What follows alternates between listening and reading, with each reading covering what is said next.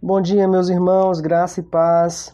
Louvado seja Deus por mais um domingo que Ele nos concede, mais um tempo precioso em que leremos a palavra de Deus e ouviremos a exposição da Sagrada Escritura. A partir de hoje, nós retomaremos nossas pregações baseadas no Evangelho segundo Marcos. O título da série de sermões é O Rei Servo. E hoje nós vamos ler Marcos capítulo 5, do versículo 21 ao versículo 43. Marcos capítulo 5, do verso 21 ao verso 43. O tema da mensagem desta manhã é O Rei Servo faz. O poder de Jesus Cristo sobre as enfermidades e sobre a morte. Então, leiamos a palavra de Deus. Tendo Jesus voltado no barco para o outro lado, afluiu para ele grande multidão, e ele estava junto do mar. Eis que se chegou a ele um dos principais da sinagoga, chamado Jairo, e, vendo-o, prostrou-se a seus pés e insistentemente lhe suplicou: Minha filhinha está à morte. Vem, impõe as mãos sobre ela, para que seja salva, e viverá. Jesus foi com ele. Grande multidão o seguia, comprimindo-o. Aconteceu que certa mulher que havia 12 anos vinha sofrendo de uma hemorragia e muito padecera à mão de vários médicos, tendo despendido tudo quanto possuía, sem contudo nada aproveitar. Antes, pelo contrário, indo a pior, tendo ouvido a fama de Jesus, vindo por trás dele, por entre a multidão, tocou-lhe a veste, porque dizia: Se eu apenas lhe tocar as vestes, ficarei curada. E logo se lhe estancou a hemorragia e sentiu no corpo estar curada do seu flagelo. Jesus, reconhecendo imediatamente que dele saíra poder, virando-se no meio da multidão, perguntou: Quem me tocou nas vestes? Responderam-lhe seus discípulos: Vês que a multidão te aperta e dizes: Quem me tocou? Ele, porém, olhava ao redor para ver quem fizera isto. Então, a mulher, atemorizada e tremendo, cônscia do que nela se operara, veio, prostrou-se diante dele e declarou-lhe toda a verdade. E ele lhe disse: Filha, a tua fé te salvou, vai-te em paz e fica livre do teu mal. Verso 35. Falava ele ainda quando chegaram alguns da casa do chefe da sinagoga, a quem disseram: Tua filha já morreu, por que ainda incomodas o mestre? Mas Jesus, sem acudir a tais palavras, disse ao chefe da sinagoga: Não temas, crê somente. Contudo, não permitiu que alguém o acompanhasse, senão Pedro e os irmãos Tiago e João. Chegando à casa do chefe da sinagoga, viu Jesus o alvoroço, os que choravam e os que pranteavam muito. Ao entrar, lhes disse: Por que estáis em alvoroço e chorais? A criança não está morta, mas dorme. E riam-se dele. Tendo ele, porém, mandado sair a todos, tomou o pai e a mãe da criança e os que vieram com ele e entrou onde ela estava. Tomando-a pela mão, disse: Talitá cumi, que quer dizer: Menina, eu te mando, levanta-te. Imediatamente a menina se levantou e pôs-se a andar, pois tinha 12 anos. Então ficaram todos sobremaneira admirados, mas Jesus ordenou-lhe expressamente que ninguém o soubesse, e mandou que dessem de comer à menina. Graças a Deus por sua palavra, nós vamos orar agora. Senhor, a beleza da tua palavra enche os nossos corações de alegria. Quão maravilhoso é saber que o Senhor preservou tão gloriosa revelação. E essa revelação maravilhosa nos instrui, nos traz paz, nos direciona. Ó Senhor, ajuda-nos a compreendermos a Tua Santa Palavra nessa manhã. Instrui os nossos corações, direciona os nossos pensamentos. Traz o teu evangelho para nós. Santifica-nos nessa manhã. Nós oramos em nome de Jesus Cristo. Amém. Amém. Eu dividi o sermão em duas partes aqui, irmãos. A primeira parte, o título é O Pai e a Filha.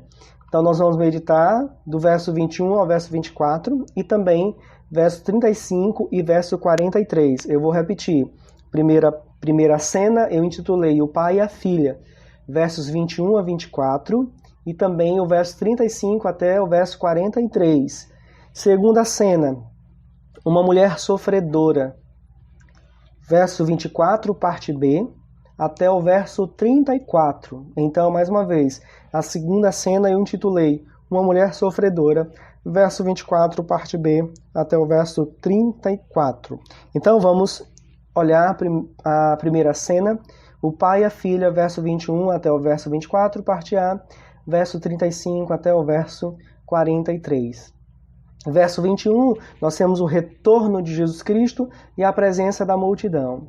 Então, depois de demonstrar sua autoridade sobre uma legião de demônios e libertar um jovem que vivia entre os túmulos na terra dos Gerazenos, Jesus, Filho do Deus Altíssimo, como disseram os soldados do inferno, ele retorna ao lago, possivelmente em Cafarnaum.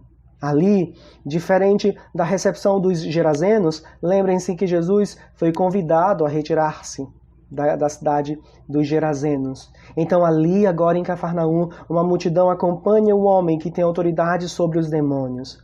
Por que aquelas pessoas buscavam Jesus Cristo? Por que você está procurando o Mestre? Por que você busca conhecer o Mestre, você que é da Igreja Batista Reformada em São Luís, ou você que não é cristão? No verso 22, nós temos a presença de um ilustre desesperado. Uma pessoa agora se destaca no meio da multidão. Em meio a tantos anônimos, a posição e o nome desse personagem são destacados. Quem é esse homem? Ele se chama Jairo. E Marcos nos diz, no verso 22, que ele é um dos principais da sinagoga. Jairo era um líder da comunidade judaica. Ele dirigia os cultos, distribuía as tarefas, solicitava a exposição da Escritura ou exortava, como em Lucas 13:14. Quando o respeitado Jairo olha para Jesus, diz o texto bíblico, ele prostrou-se a seus pés. A palavra prostrou-se é bem significativa. Ela traz a ideia de alguém que se coloca numa posição para reverenciar um superior. Um servo reverenciando seu senhor. Um súdito reverenciando o seu rei. Em seguida, o homem desesperado revela o motivo de sua aflição. Verso 23, irmãos. Minha filhinha está à morte. Vem, impõe as mãos sobre ela, para que seja salva e viverá. E Jesus é misericordioso. Jesus não estava ali à toa, mas percebam a grande compaixão e misericórdia do Senhor Jesus. A sensibilidade do Mestre é constrangedora. Quantas vezes fechamos os olhos para as necessidades e tristezas dos outros? Mas no verso 24, o texto diz, verso 24, parte A, o texto diz que Jesus atendeu o pedido de Jairo e foi então com ele. A gente aprende algumas coisas aqui. Primeiro, existem grandes problemas que grandes homens não conseguem resolver. Jairo era um homem respeitado. Em relação à piedade, ele era um homem que, sobre qualquer suspeita, quem olhava para Jairo como um dos chefes da sinagoga entendia que ele era um homem que estava perto de Deus, que ele era um homem santo. Segundo alguns comentaristas, todos os chefes de sinagoga, ou a maioria dos chefes de sinagoga, tinham uma boa vida financeira. Eram pessoas respeitadas na cidade, principalmente em relação à religião judaica. Então era um grande homem aos olhos daquela comunidade. Mas, irmãos, os grandes homens, eles se encontram em muitas ocasiões na sua vida sem poder sem habilidade, inteligência e sabedoria para resolver algumas coisas. O texto, as duas cenas, elas mostram claramente a incapacidade do homem em relação a algumas coisas. O texto quer destacar que existem coisas que só Deus pode fazer, que só Deus tem autoridade. E Jesus Cristo demonstra essa autoridade nessas duas cenas. Então existem grandes problemas que grandes homens não conseguem resolver. Inclusive você, eu ou qualquer outra pessoa nesse mundo. Nós somos limitados. Nosso poder, nossa inteligência, tudo em nós encontra um ponto final. Nós somos finitos. Nós somos passageiros. Não temos todo o poder. Não temos. De forma alguma. Segundo, Jesus Cristo é o Rei que todo homem deve reverenciar. Bom, porque Jairo se dobrou aos pés de Jesus Cristo? Ele estava desesperado. Sua filha estava prestes a morrer. Estava bem adoentada. E você que é pai, você que é mãe, deve entender um pouquinho o que Jairo estava sentindo naquela ocasião. Mas observem, independente se Jairo se converteu ou não naquele momento, mas ele faz uma coisa que todos os homens devem fazer. Inclusive nossa igreja, todos nós devemos olhar para Cristo como Deus homem, como Senhor que é digno de reverência, como um Rei glorioso e bendito. Ah, irmãos, quantas vezes somos irreverentes diante do Senhor Jesus Cristo? Quantas vezes não olhamos para Ele como o Rei dos Reis, como o Senhor dos Senhores, como o Todo-Poderoso, o Todo-Glorioso? E a gente faz isso, por exemplo, quando não deseja conhecê-lo. A gente faz isso quando não deseja conhecer a sua palavra. A gente faz isso quando não orienta a nossa vida a partir das palavras de Jesus Cristo e entre outras coisas. Mas Jesus Cristo é o Rei que todo homem deve reverenciar, adorar, se gloriar nele. Mas existem homens hoje, como sempre existiram, homens que negam a Jesus Cristo, homens que zombam de Jesus Cristo, homens que tratam o Senhor Jesus Cristo de uma maneira errada. Mas como o texto de Filipenses, capítulo 2, mostra, chegará um dia que todos os homens reverenciarão o Rei dos Reis, eles se dobrarão, se prostrarão e toda língua confessará que Cristo Jesus é o Rei dos Reis. Outra verdade que a gente aprende aqui, Jesus Cristo é o Rei compassivo. Ele tem compaixão, ele se importa com as pessoas, ele se importa com a aflição das pessoas, com a tristeza das pessoas. Ora, irmãos, isso nos ensina bastante. Precisamos aprender com Jesus Cristo a termos sensibilidade. Eu costumo dizer que com Jesus Cristo a gente aprende não apenas a ler a Escritura, mas também ler as pessoas. E Jesus Cristo lia as pessoas, e a gente precisa ler as pessoas, precisa olhar para as pessoas. Não faz parte do Evangelho essa filosofia de que se tudo está bem para mim, pronto, é isso que importa. Não é assim. 1 João, capítulo 3, verso 18, vai dizer que se nós amarmos só de palavra, não fazemos absolutamente nada. Devemos amar com atitude. Tiago vai dizer que a verdadeira religião é cuidar dos órfãos e das viúvas. Então, Jesus Cristo, certa vez, estava diante de uma multidão faminta, mas ele sensibilizado. Claro que existem outras aplicações nesse texto, mas eu quero pontuar essa apenas. Ele foi sensível às necessidades dos outros, tá? E aqui não é teologia da libertação ou da missão integral, não, mas a misericórdia, a compaixão, o desejo de ajudar o outro, como Paulo fala em Romanos capítulo 12 e 13, que nós devemos ajudar os outros em suas necessidades. Então a gente aprende isso com Jesus Cristo. Ele é o Rei glorioso, aquele que deve ser reverenciado, mas ele é aquele que serve. Ele é aquele que diz que veio para servir e dar a sua vida. E a gente percebe essa compaixão, esse amor, esse diaconato de Jesus Cristo. E a gente precisa fazer isso também. Continuando, no verso 35, aqui a gente tem a presença de homens que anunciam a morte. Eles dizem a Jairo, a sua filha já morreu. Imaginem o que Jairo sentiu. Jesus Cristo investiu um tempo num diálogo com uma mulher que sofria 12 anos. Talvez Jairo estivesse pensando assim: mestre, se tivesse caminhado mais rápido, minha filha não morreria. O que me faz lembrar da irmã chorosa perto do túmulo de Lázaro. Se você viesse antes, nada disso aconteceria. E às vezes, irmãos, essa é a nossa reação. Às vezes a gente pensa que o nosso tempo é o tempo de Deus. Às vezes a gente quer que Jesus Cristo, o nosso Deus, adapte sua agenda às nossas necessidades e ao nosso senso de urgência. E muitas vezes a gente pensa que Jesus tardou, que o nosso Deus falhou, que o nosso Deus demorou ou se atrasou. A sua filha já morreu. Será o que Jairo pensou?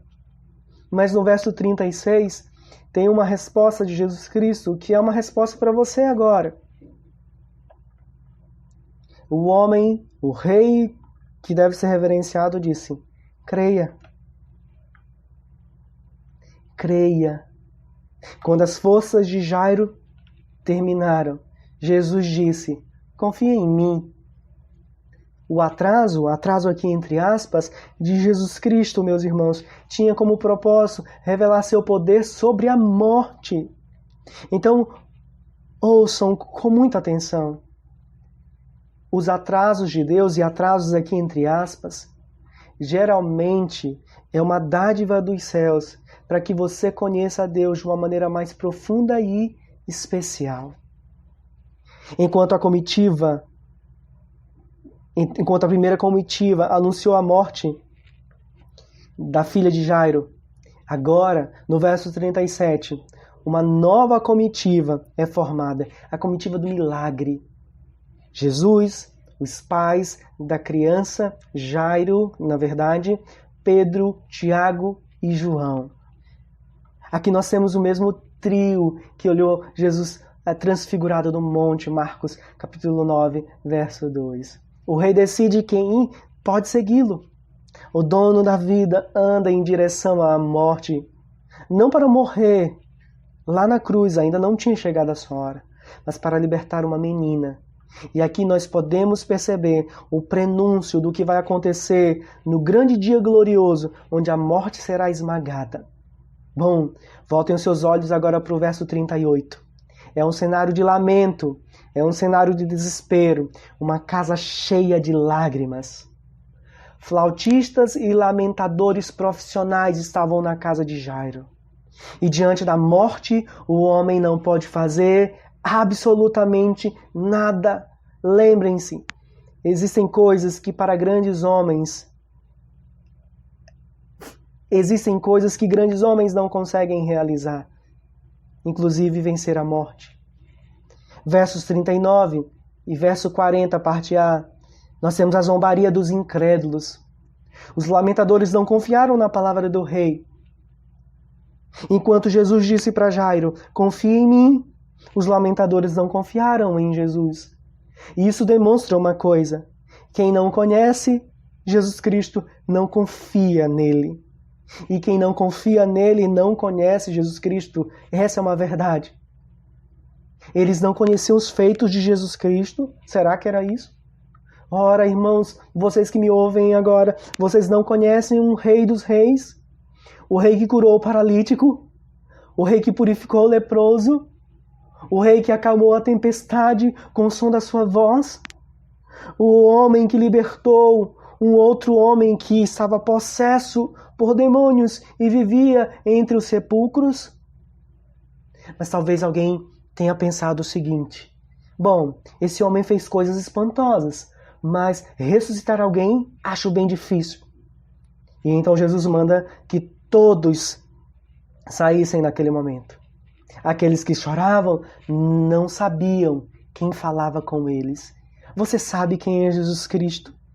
Querido irmão da Igreja Batista Reformada, você conhece o Rei dos Reis, o glorioso Rei que tem poder sobre a morte, todo-poderoso. A enfermidade não fica diante dele, a morte não fica diante dele. Ele governa os céus e a terra, ele se fez homem e nós estamos diante dele aqui nesse texto. No verso 40, parte B, e verso 42, nós podemos ouvir agora, irmãos, Faça um exercício imaginativo agora. Ouçam a voz do rei que vence a morte. Ele diz para aquela menina, ele manda todo mundo sair, convida o trio, a mãe e o pai da garota, e sobe até os aposentos da garota, da menina, senta perto da cama, senta perto da menina, pega a mão da menina e diz, Talitá, cumi. Bom, o que Jesus Cristo disse aqui? São duas palavras aramaicas. Talitá significa ovelha ou jovem. E cumi, levante-se. São duas palavras em aramaico. E Marcos oferece a tradução. E a tradução é em grego. Menina, eu te mando, levanta-te. E a palavra grega para menina é especialíssima, é belíssima. A palavra destaca uma sentença afetuosa. Uma palavra que se refere à primeira infância. É de onde vem a nossa palavra donzela, ou pequena dama. É isso que Jesus Cristo está fazendo aqui.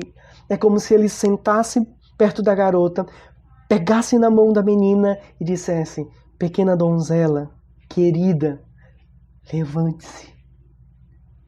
Levante-se. Todos ficaram admirados. A menina de 12 anos levantou. E para destacar realmente que ela ressuscitou, no verso 43, a parte final, diz, e mandou que dessem de comer à menina. O que nós podemos aprender aqui? Primeiro, devemos nos entregar à fé e não ao desespero. Bom, assim como Jairo estava vivendo essa situação tão difícil, talvez você esteja vivendo uma situação difícil, ou você já viveu uma situação bem difícil, ou viverá. Todos nós nos encontramos em um desses três momentos. Ou já vivemos, ou estamos vivendo, ou então viveremos. Mas independente disso, há uma verdade do Evangelho para você. Creia em Deus. Confie em Deus. O desespero, ele apenas cega os nossos olhos em relação à glória e o poder do Senhor Jesus Cristo. É claro que eu não estou falando para você negar o seu sofrimento, negar suas dificuldades, muito menos suprimir os seus problemas e as suas dificuldades. Mas olhe para Deus, confie em Deus, confie no Senhor Jesus Cristo em todo o tempo. E Ele está conosco, como está conosco agora nesse cenário de pandemia. Segundo, Jesus Cristo decide quem pode segui-lo. Foi assim que Ele fez com Pedro, Tiago e João. Não somos nós que escolhemos o Mestre, é o Mestre que nos escolhe. Isso por graça e soberania. Nós seguimos o Mestre porque Ele nos chamou. E assim como Pedro, Tiago e João, outra verdade maravilhosa, nós um dia andaremos com o Senhor Jesus Cristo. Nós ouviremos a voz dEle. Nós estaremos junto com Ele na mesa das bodas do Cordeiro. Louvado seja o Senhor que nos chama para um íntimo relacionamento.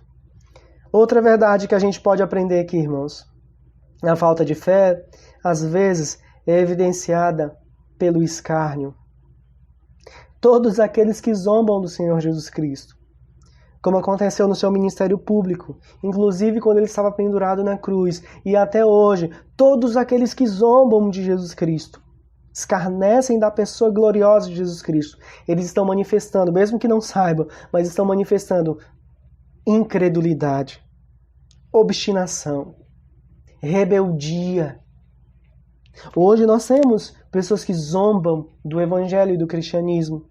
Dizem que é apenas mito, que Jesus Cristo foi apenas um conto para falar sobre algumas verdades, ou outros que publicam livros ou fazem vídeos zombando do Senhor Jesus Cristo, até transformando o Rei Glorioso em homossexual.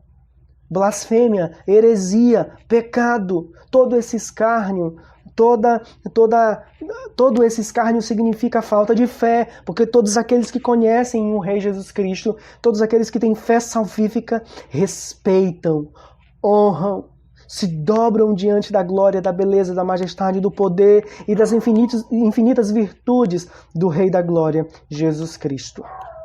Quarto, quem não tem fé não pode ter comunhão com Jesus Cristo. Foi essa cena ali na casa de Jairo mostra isso.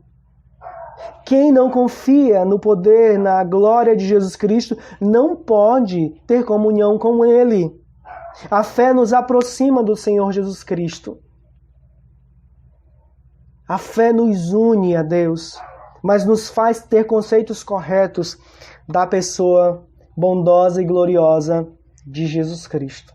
E então a gente chega na segunda cena, uma mulher sofredora, do verso 24, parte B, até o versículo 34. Mais uma vez, verso 24, parte B, a multidão e Jesus Cristo. Muita gente ali. Muita gente apertando, comprimindo Jesus Cristo. Muita gente desesperada, alguns curiosos, outras pessoas querendo ser curadas ou que a cura chegasse a determinado parente, pessoas possessas, enfim, uma multidão sofredora, mas que não necessariamente olhava para Jesus como o Filho de Deus, o Salvador. O certo é que isso chamava a atenção, essas coisas chamam a atenção das pessoas, sabe? Milagres feitos que superam a capacidade e o poder dos homens. Não é à toa que hoje nós temos muitas denominações que transformaram os cultos em um show da fé, que falam sobre a expulsão de demônios, sobre curas e etc. O certo é que a multidão estava ali, comprimindo Jesus Cristo, apertando o Rei da Glória, perto dele. E no verso 25 e 26, mais uma vez, Marcos destaca entre aqueles que estavam na multidão uma pessoa, e aqui é uma mulher que sofria. Esses dois versículos trazem palavras como sofrendo, padecia, para destacar o estado daquela mulher, e ainda fala de um tempo, 12 anos. E não esqueçam desse detalhe, a garota que foi ressuscitada tinha 12 anos. A mulher que padecia, que sofria, ela vivia esse martírio há 12 anos. E diz o texto que ela sofria com um fluxo de sangue que nem a medicina, nem o dinheiro dela conseguiu resolver. Versos 27 e 28. E aqui a gente tem um modelo da fé que Jairo precisaria ter e que todos os seres humanos precisam ter. É uma mulher que creu. A fama de Jesus se espalhava a cada dia mais. E então ela pensou, se eu apenas tocar. Porém, talvez o pensamento dessa mulher era um pensamento meio místico. Talvez a roupa dele tenha poder. Talvez se eu fizer isso, se eu tomar determinada atitude, fizer determinada coisa, eu vou ser curada. Mas o ponto aqui não está no toque, mas em quem é tocado. A cura parte de Jesus Cristo, não de quem procura. Assim também a salvação não parte de quem procura, se é que procura, mas parte daquele que vem até nós e nos salva. Mas a mulher disse, se eu apenas tocar. No verso 29, nós temos uma mulher curada.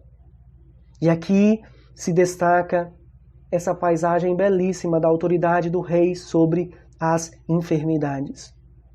Eu acho que esse cenário de Covid-19 demonstra que o homem tem um poder finito, uma inteligência finita.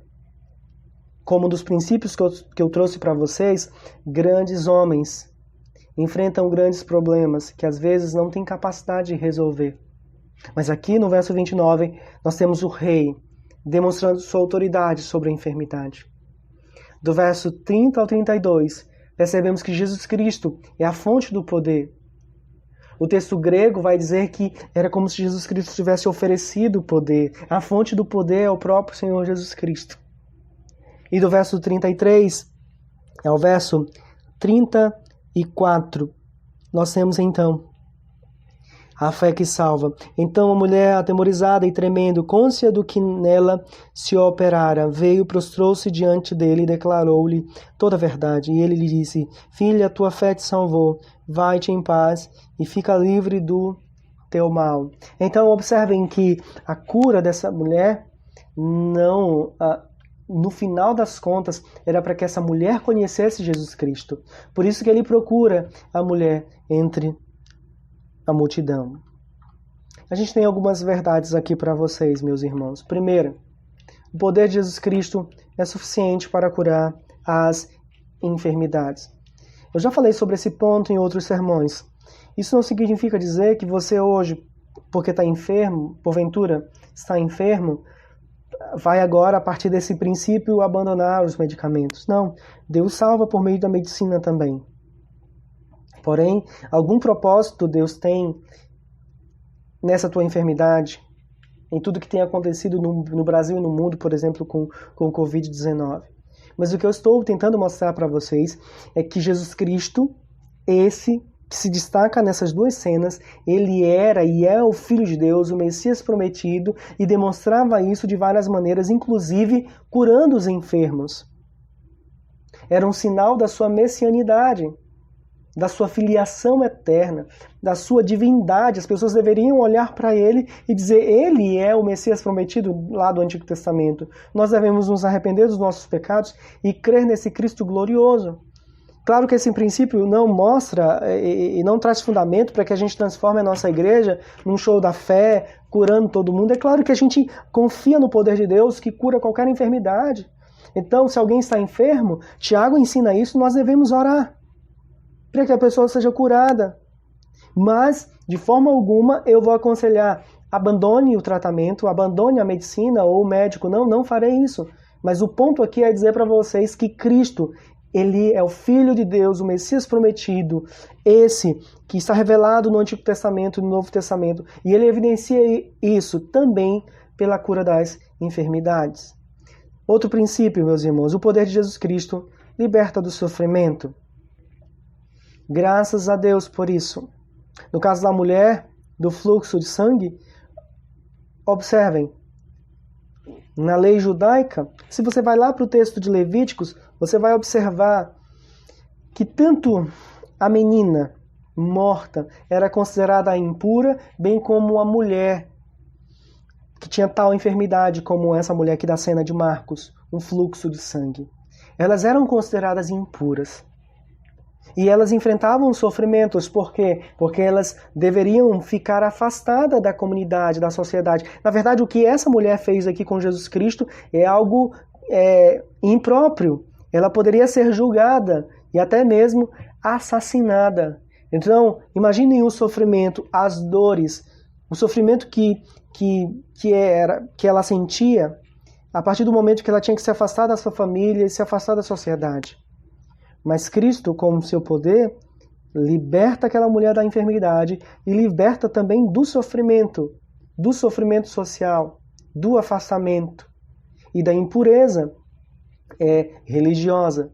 E isso aponta para uma verdade gloriosa. Cristo também, quando nos salvou, ou quando nós cremos na sua obra salvífica, nós também cremos na esperança do retorno de Jesus Cristo, onde todo sofrimento terá um fim. Glórias ao Senhor, que acabará um dia com o nosso sofrimento. Terceiro princípio: o poder de Jesus Cristo revela sua graça. Bom, vocês acham que Jairo merecia? Talvez alguém naquela época diria: sim, ele é um dos chefes da sinagoga. Ele é um homem religioso. Ele é um homem que busca obedecer à lei, que conhece as Sagradas Escrituras, etc, etc, etc. Eu não concordo, mas olhem para a mulher do fluxo de sangue. Primeiro, ela era uma mulher. Segundo, uma mulher que era considerada impura. Terceiro, era uma mulher desconhecida. Marcos não cita o nome dela, nem a árvore genealógica dela. Mas o Rei do Universo, o glorioso Cristo, conversa com aquela mulher. Vai até a casa de Jairo. E ele não se torna impuro. Ele purifica. Mas tudo isso não porque Jairo ou aquela mulher merecia. mas pela graça. Por que Cristo nos salvou, meus irmãos? Porque Ele é gracioso. Por que Deus fala conosco? Porque Ele é gracioso. Porque muitas vezes nós oramos e somos curados? Porque Ele é gracioso. Por que Ele nos traz paz, nos direciona, nos alimenta com Sua palavra? Porque Ele é gracioso. Por que Ele nos permite agora ouvirmos a pregação da Sua palavra? Porque Ele é gracioso. Não esqueçam da graça de Deus. Quarto princípio. No Evangelho, o milagre leva ao encontro. Eu vou repetir. No Evangelho, o milagre leva ao encontro. Bom, Jesus Cristo queria que Jairo conhecesse Ele. Jesus Cristo queria que aquela mulher conhecesse Ele, entendem? Os milagres no Evangelho sempre são um sinal que apontam para Jesus Cristo. Ou seja, quanto mais conhecermos os milagres, mais olharemos para Jesus Cristo. Nós precisamos ver cada milagre e tentar encontrar neles Jesus Cristo. Quem é Ele, o que Ele está fazendo e o que devemos fazer, ou qual deve ser a nossa resposta diante do que Jesus Cristo está fazendo e do que Ele é.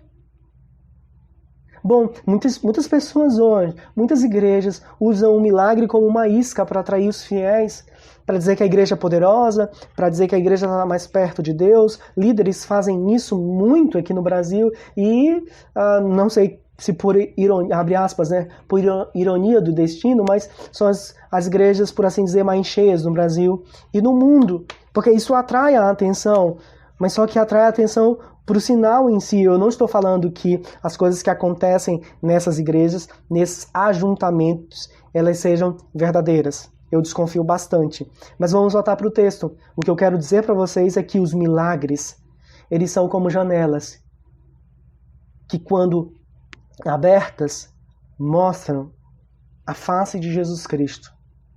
No Evangelho, então, o milagre leva ao encontro. Aquela mulher, ela encontraria muito mais do que a cura dela.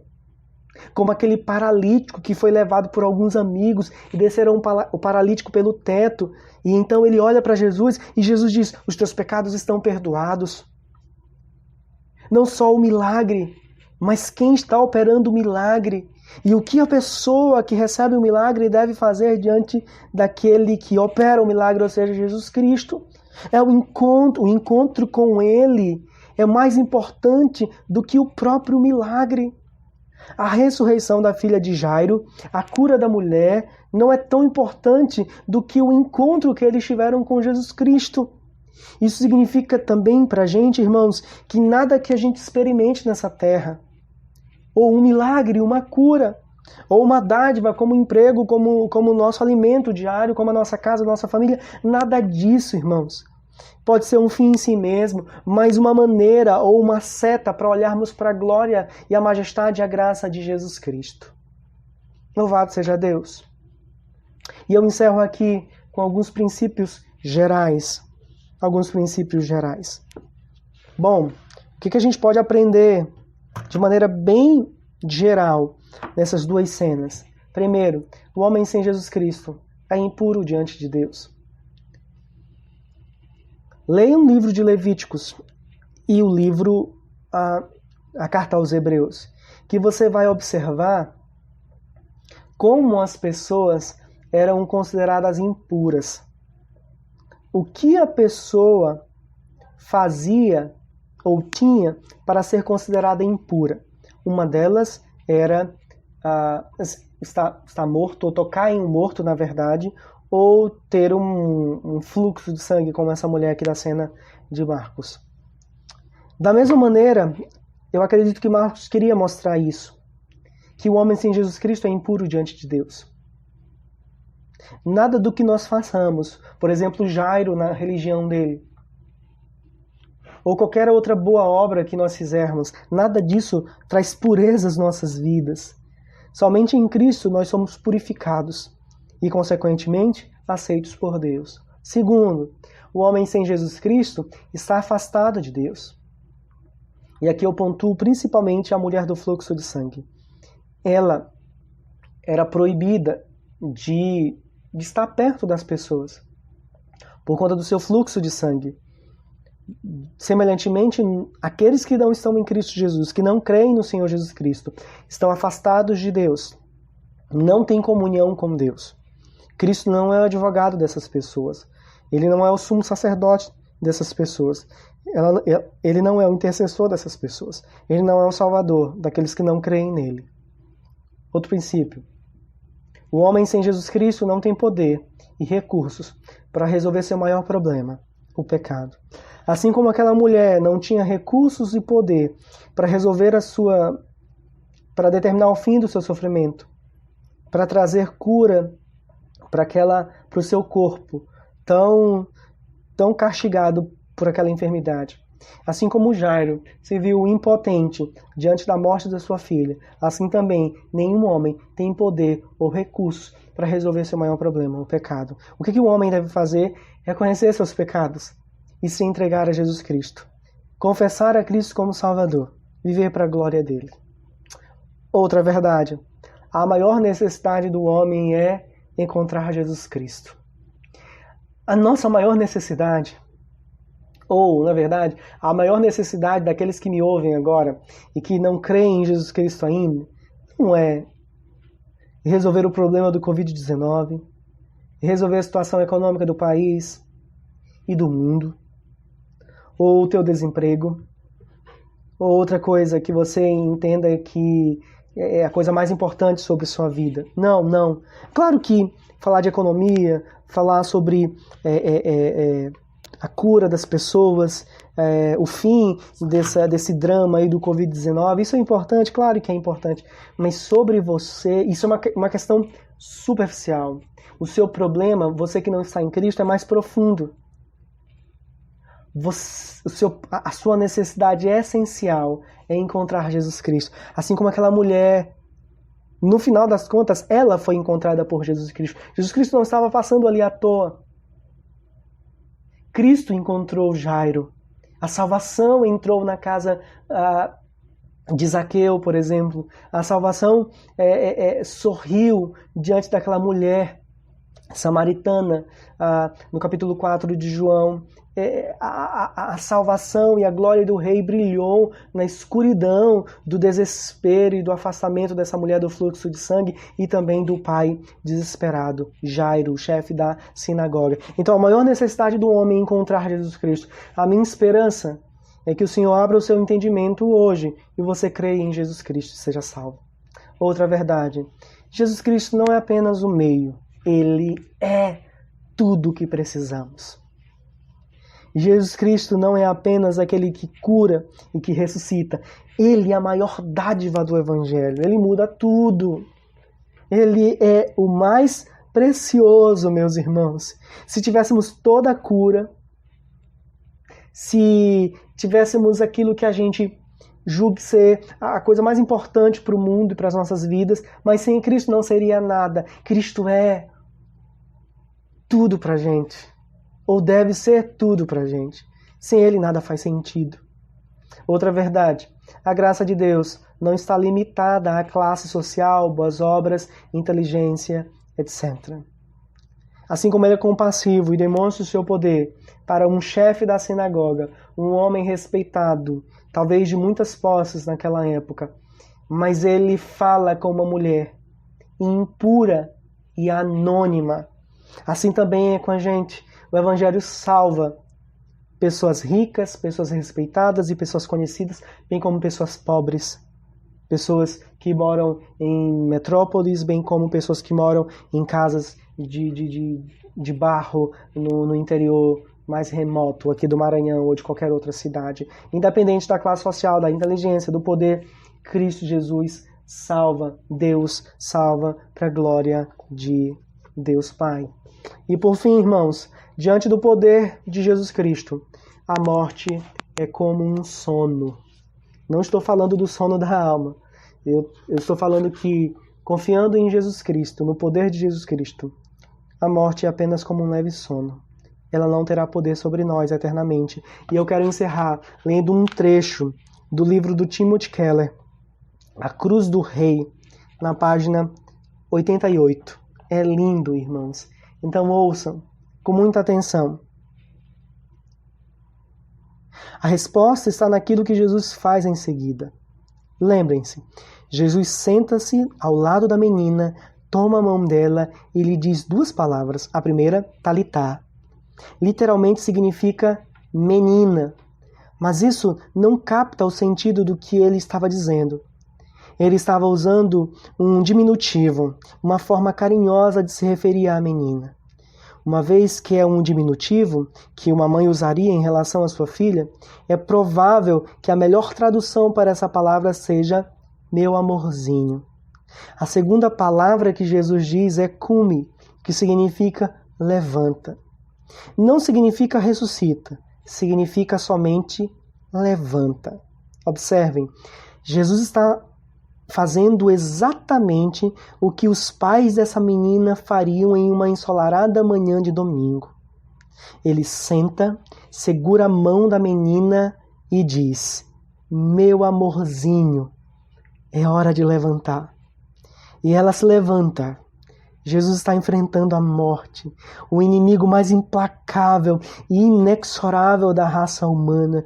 E o poder dele é tão grande que ele segura essa menina pela mão e gentilmente a traz para o mundo dos vivos. Meu amorzinho, levanta. Com os seus atos, Jesus está dizendo: se eu estiver segurando sua mão, a morte nada mais é do que um sono.